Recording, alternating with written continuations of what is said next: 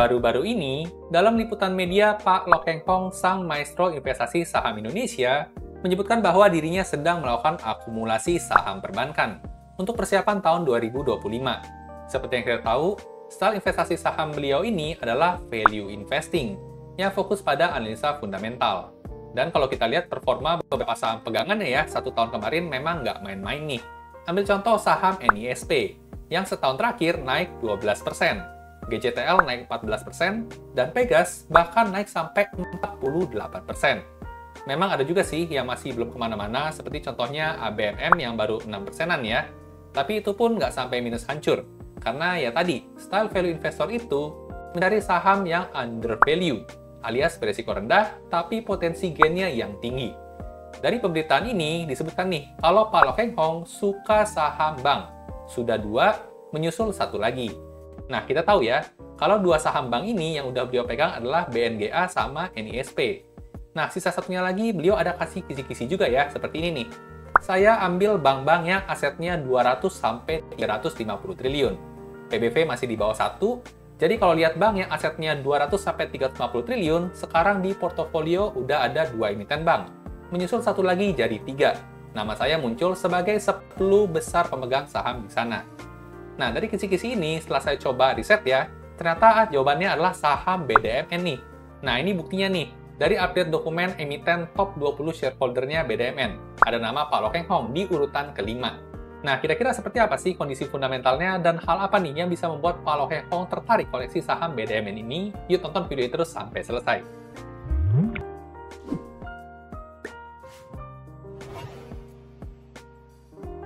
Halo dan selamat datang kembali di channel saya, Jonathan Tamrin. Buat teman-teman yang baru pertama kali nonton, di channel ini saya sharing hal-hal seputar saham dari sudut pandang fundamental. Ada analisa saham, mindset investasi, dan ada update berita terkini. Jadi buat teman-teman investor, boleh banget nih, diklik tombol subscribe dan nyalakan lonceng notifikasinya, biar nggak ketinggalan update-update video berikutnya. Sebelum lanjut pembahasannya, saya mau terima kasih dulu nih sama Ajaib Sekuritas yang udah berpartner dalam pembuatan video kali ini. Siapa nih di sini kira-kira dari teman-teman yang suka masih rendah diri dan suka bilang, kayaknya gua nggak bisa deh. Padahal kalau kalian tahu caranya, semuanya bisa loh, termasuk mulai investasi dan ngatur keuangan dengan baik. Nah, pas banget nih, karena Ajaib Fest 2024 hadir buat kasih kalian kesempatan buat buktiin kalau kalian juga bisa. Ini dengan Ajaib Sekuritas yang lebih baik, lebih lengkap, dan lebih stabil, Ajaib Fest 2024 bakal penuh dengan promo spesial nih, mulai dari saham, reksadana, kripto, hingga obligasi. Semuanya bisa banget buat kalian ekspor dan jadi starting point kamu buat mulai investasi. Salah satu promo Ajaib Fest tahun 2024 kali ini, Ajaib lagi bagi-bagi saham bullish nih buat 20 pemenang. Caranya gampang banget, cuma ajak teman register pakai kode Ajaib kalian, dan beli saham pertama mereka. Kamu langsung bisa ikutan lucky draw Ajaib, dan ada bonus tambahan Rp200.000 setiap 3 teman yang register di Ajaib pakai kode kamu dan beli saham pertama mereka. Kurang apa coba? Yuk, semua bisa ikutan Ajaib Fest untuk semua produk investasi Ajaib. Nah oke, sekarang kita langsung aja ya bedah saham BDMN-nya. Semenarik apa sahamnya dan apakah punya potensi naik tinggi di tahun 2025 nanti? Yuk langsung kita aja pembahasannya. Oke, buat mulai analisa sahamnya, saya akan gunakan file RDFA ya. Buat teman-teman yang belum tahu, RDFA merupakan singkatan dari Rekap Data Fundamental Emiten. File ini merupakan file Excel yang saya buat sendiri untuk memudahkan saya menganalisa saham tentunya. Berisi rekap data fundamental inti lengkap semua emiten dalam waktu tren 10 tahun terakhir. Nah, jadi di sini kita langsung aja ya mulai analisanya. Kita ganti kode saham di sini sama kode saham yang mau dianalisa, yaitu BDMN ya, Bank Danamon, BDMN. Nah, setelah di enter, maka langsung muncul ya semua data fundamental inti dalam waktu tren 10 tahun terakhir. Sudah update yang terakhir juga, kuartal 3 tahun 2024, dan semua kali dalam miliar rupiah. Jadi kita gampang kalau mau compare dengan tahun-tahun sebelumnya. Langsung aja kita coba lihat ya profil singkat BDMN-nya dulu. Kode saham BDMN, nama perusahaan Bank Danamon Indonesia. Angka kapitalisasi pasar ya, per video dibuat di tanggal 15 Desember, ada di angka 25,1 triliun rupiah. Nah, angka 2,5 triliun rupiah ini tergolong cukup besar ya, tapi belum bisa dikatakan sebagai blue chip nih. Karena blue chip biasanya mencapai 100 triliun rupiah ke atas buat market cap-nya. Jadi Bank Danamon ini masuk ke kategori second liner. Untuk sektornya sendiri masuk ke IDX Finance dan subsektornya perbankan. Tahun IPO-nya sejak tahun 89 dan harga sahamnya ada di angka Rp2.600 per lembar saham. Oke, jadi seperti ini ya profil singkat Bank BDMN. Sekarang kita bakal coba bedah kondisi fundamentalnya. Kira-kira hal apa sih yang membuat Pak Loh Keng Hong itu tertarik sama Bank BDMN ini?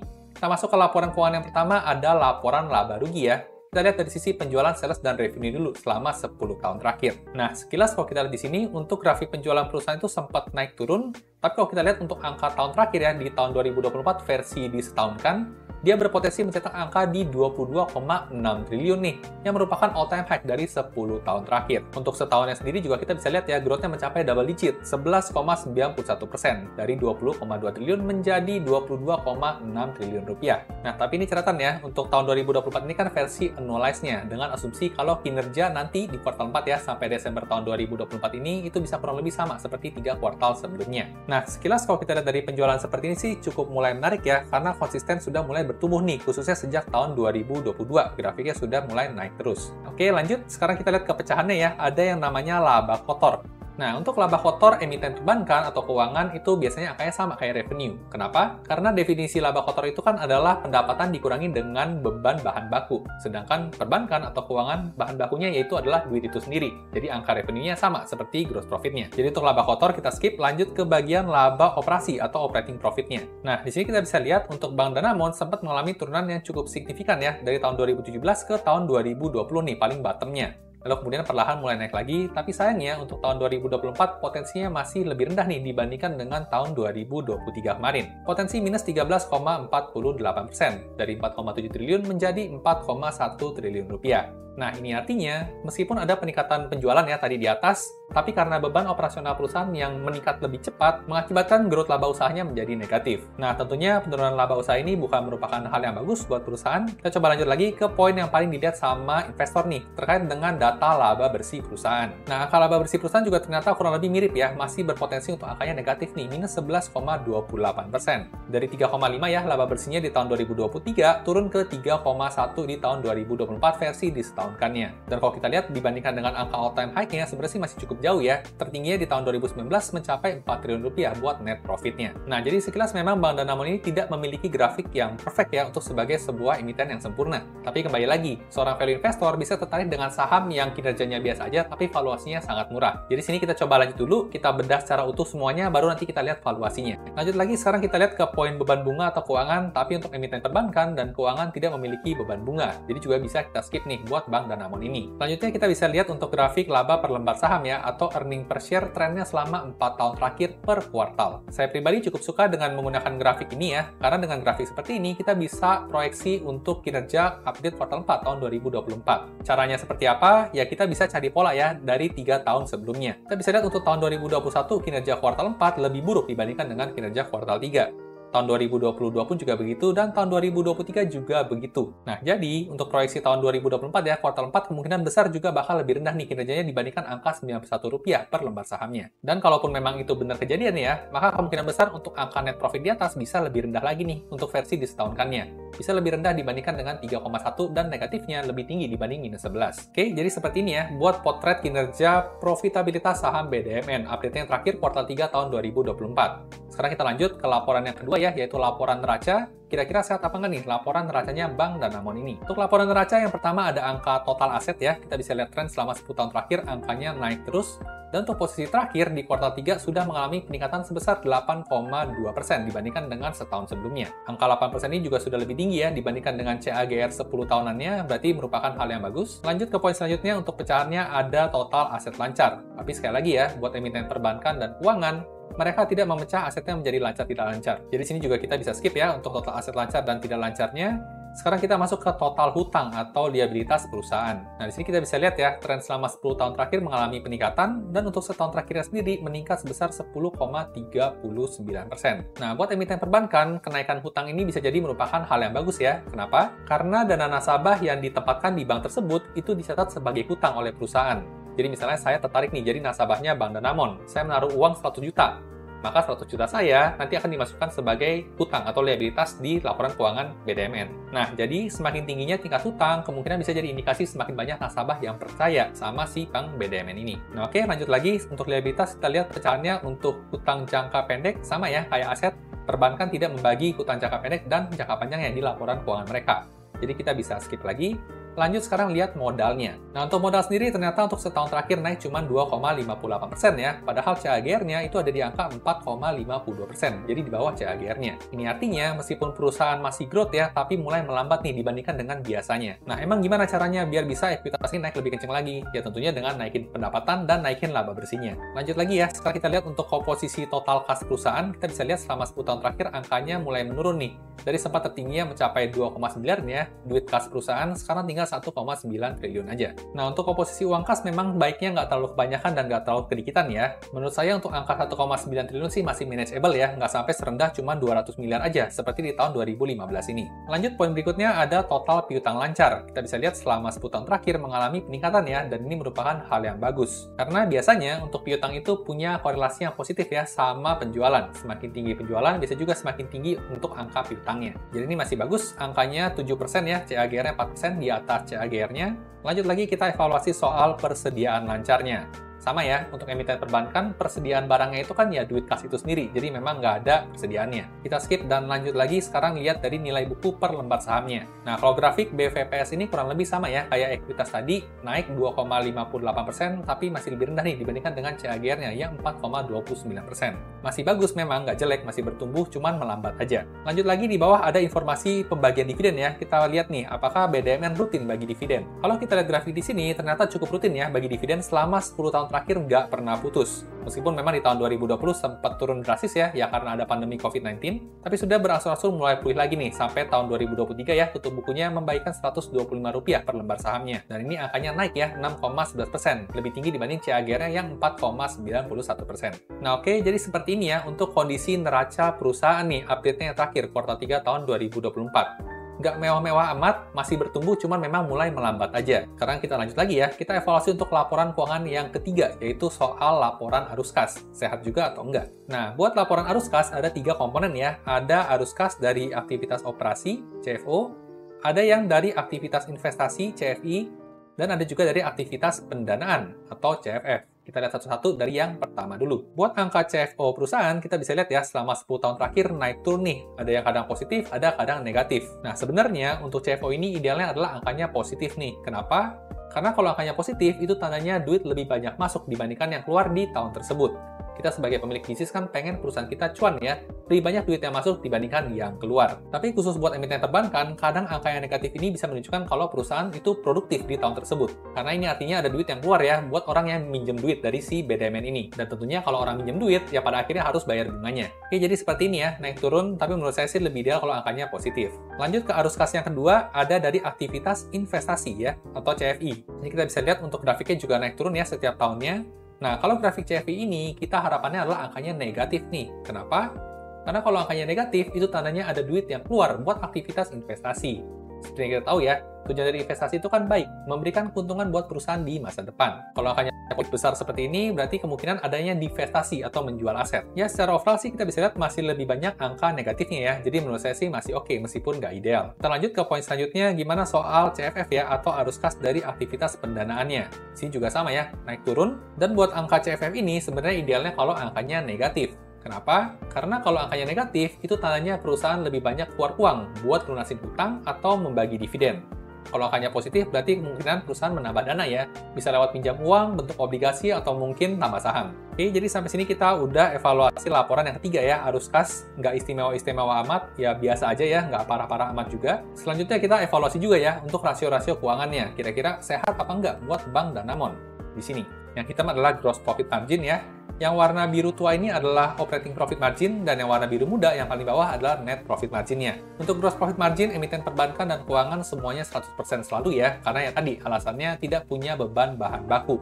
Jadi angka pendapatan dan gross profit-nya itu sama. Kita coba evaluasi ya, buat dua garis di bawahnya, ternyata selama 2 tahun terakhir mengalami penurunan nih. Dari 2619 jadi 2417 dan terakhir jadi 1814. Nah, ini menandakan perburukan kinerja ya, bukan semakin efisien, semakin tidak efisien. Ya, meskipun angkanya masih double digit ya di 14%, tapi kalau trennya menurun seperti ini, proyeksi kedepannya juga susah. Masih ada potensi buat lanjut turun lagi ya untuk trennya. Oke, lanjut ke rasio selanjutnya, ada return on equity ya atau ROE. Selama 10 tahun terakhir kita bisa lihat ternyata tertingginya itu di tahun 2017 tahun 2018 ya, mencapai 9,5% untuk ROE-nya.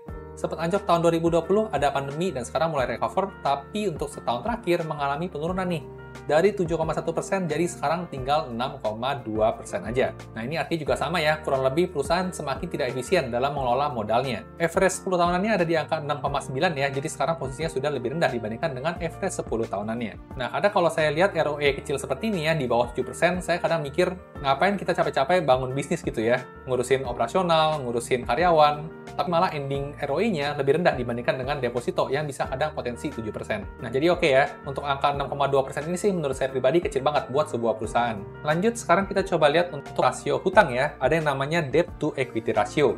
Kita bisa lihat tren selama 10 tahun terakhir, beberapa tahun terakhir mulai mengalami peningkatan. Jadi merupakan hal yang bagus ya, karena semakin tinggi tingkat debt to equity ratio ya dari sebuah emiten perbankan biasanya menandakan kalau konsumen itu banyak yang makin percaya ya, jadi hutangnya itu meningkat. Sekarang posisinya di 3,74 kalinya. Selanjutnya ada rasio cash ratio ya, di sini nggak ada angkanya, karena untuk cash ratio ini menghitungnya adalah dengan membandingkan uang kas perusahaan dibandingkan dengan hutang jangka pendek perusahaan. Nah, untuk data hutang jangka pendek perusahaan, itu kan memang nggak dicatat ya buat perbankan, jadi nggak bisa dihitung. Sama juga buat current ratio, butuh data hutang jangka pendek karena nggak ada, jadi nggak bisa kita analisa. Lanjut, quick ratio juga nggak ada, dan interest coverage ratio-nya juga nggak ada ya, karena di sini case-nya tidak memiliki hutang berbunga, jadi tidak bisa dihitung. Kita skip lagi, lanjut ke yang terakhir, ada dividend yield ya. Nah, di sini mulai menarik nih, selama 10 tahun terakhir mengalami peningkatan yang lumayan nih, dari yang cuma 1,8%-an aja, sekarang udah di 4,5%-an. Meskipun kalah jauh ya, kalau kita bandingkan sama emiten yang buat dividen kayak batubara bisa puluhan persen, tapi ya masih lumayan lah, daripada nggak bisa jadi buat duit jajan. Nah oke, jadi seperti ini ya untuk update rasio keuangan Bank BDMN di laporan yang terakhir ya, kuartal 3 tahun 2024. Nggak wah-wah amat ya, bahkan secara tren itu mulai kelihatan lagi turun nih, dan ROE-nya juga kecil. Nah meskipun kelihatan perusahaannya kayaknya kinerjanya biasa aja ya, tapi kalau ngomongin valuation, pasti valuasinya sangat menarik nih. Sekarang kita bakal coba lihat ya, apakah harga saham sekarang tergolong under value, harga wajar, atau udah kemahalan. Kita bakal lihat rasio valuasi di atas ini. Kita bisa klik di sini. Nah, buat rasio valuasi yang pertama, kita pakai rasio PBV ya, atau price to book value. Kita bisa lihat tren selama 10 tahun terakhir, posisi sekarang di 0,5 kalinya aja nih. Nah, buat teman-teman yang belum familiar ya, cara baca PBV kita biasanya berpatokan pada angka 1. Semakin rendah dari angka 1, semakin under value, semakin murah. Semakin tinggi dari angka 1, ya berarti semakin over value atau kemahalan. Sekarang kita bisa lihat angkanya cuma 0,5, berarti memang sudah tergolong under value ya. Nah, di sini saya biasanya pakai dua strategi ya. Strategi yang pertama adalah membandingkan average 5 tahunannya, dan strategi yang kedua adalah membandingkan dengan angka 1. Nah, kalau average 5 tahunan ini lebih cocok biasanya buat saham blue chip. Jadi buat BDMN, kita akan pakai yang PBV Fair di angka 1. Di sini kita coba baca ya. Untuk PBV Fair di angka 1, berarti angka posisi sekarang nih sedang terdiskon sebesar 50,2% menjadi 0,5. Dan kalau misalnya angka 0,5 ini balik ke angka 1, ada potensi gain sebesar 100%. Dengan target harga jualnya di Rp5.220 yang tergolong under value. Nah, jadi ini memang tipikalnya Pak Loh Heng Hong banget ya. Dia suka banget sama saham-saham yang punya PBV rendah. Biasanya 0,5 bahkan sampai 0,4. Nah, kita coba lanjut lagi ya. Kita bandingkan pakai rasio yang kedua, yaitu price to earning ratio atau PE ratio. Di sini juga sama, kita bisa lihat tren selama 10 tahun terakhir. Posisi sekarang cukup rendah ya, di 8,09. Nah, kalau rasio PER ini, kita biasa patokan pada angka 10. Semakin rendah dari angka 10, semakin under value. Semakin tinggi dari angka 10, biasanya semakin over value. Nah, di sini kita bisa lihat ya, untuk angka 8, kalau bisa balik ke angka 10, dia punya potensi gain sebesar 23,6%. Yang target harga jualnya di Rp3.213, yang tergolong cukup fair value aja. Jadi kalau menurut rasio potensi naiknya nggak sampai beggar ya, di kisaran 23,6% aja. Lanjut lagi, kita coba tambah untuk variasi rasio valuasinya, ada yang namanya PEG ya. Kalau di sini kita bisa lihat angkanya sudah mulai over value ya, karena membandingkan dengan kinerja growth perusahaan. Sedangkan tadi kita lihat ya, untuk growth perusahaan tadi memang rendah, jadi angka sekarang dianggap over value oleh rasio PEG. Lanjut lagi, untuk rasio selanjutnya ada price to cash flow ratio. Saat ini posisinya sudah cukup fair value. Dan untuk rasio valuasi terakhir yang cukup saya sering gunakan juga, ada yang namanya EPS growth nih. Nah, sini saya pakai asumsi 2 ya. Asumsi inflasi 10 tahunnya di angka 50% untuk 10 tahun ke depan. Dan asumsi growth EPS-nya sebesar 4%. Nah, sini kita bisa lihat untuk hasil akhirnya tergolong under value. Potensi gain-nya sebesar 178% dan target harga jualnya di Rp7.225 per lembar sahamnya. Nah, jadi tadi ada dua ya yang mengatakan under value, dua mengatakan sudah harga wajar, dan satu mengatakan over value. Nah, kira-kira pakai yang mana nih analisanya? Ya tentu baik lagi ya ke conviction masing-masing investor. Kalau Pak Lok Heng Hong, saya yakin beliau akan lebih convict menggunakan PBV ya, karena itu pun juga yang sering dipakai oleh beliau. Jadi kemungkinan besar, beliau itu ngambil saham Bank BDMN ini karena lihat valuasinya yang menarik secara PBV. Secara kinerja biasa aja, asal nggak bobrok-bobrok amat, nggak masalah. Yang penting resiko penurunannya udah mulai terbatas, dan kalau naik ke harga wajar, dia punya potensi naik sampai beggar ya, 100,8%. Nah sekarang balik lagi ya, ke teman-teman kira-kira tertarik nggak dengan saham Bank BDMN ini? Bisa tulis di kolom komentar di bawah ya. Dan tentunya seperti biasa, saya disclaimer dulu, tujuan dari pembuatan video kali ini bukan untuk memberikan rekomendasi beli atau jual suatu saham. Di sini saya hanya pure ya, men-sharingkan temuan-temuan yang saya temukan menarik. Bagus kalau teman-teman dapat insight, tapi buat jual atau beli suatu saham, teman-teman tetap harus ngerjain PR sendiri atau do your own research. Oke, jadi itu tadi hasil analisa saham BDMN versi saya. Buat teman-teman yang tertarik pakai ajaib juga, bisa langsung download aja aplikasinya dan pakai kode ajaib Joe Tamrin. Dan langsung ikutan aja Ajaib Fest 2024-nya sebelum ketinggalan. Suka video seperti ini? Jangan lupa di-like dan bagikan ke teman-teman investor lainnya ya, biar makin jago invest sahamnya. Sampai jumpa di video berikutnya.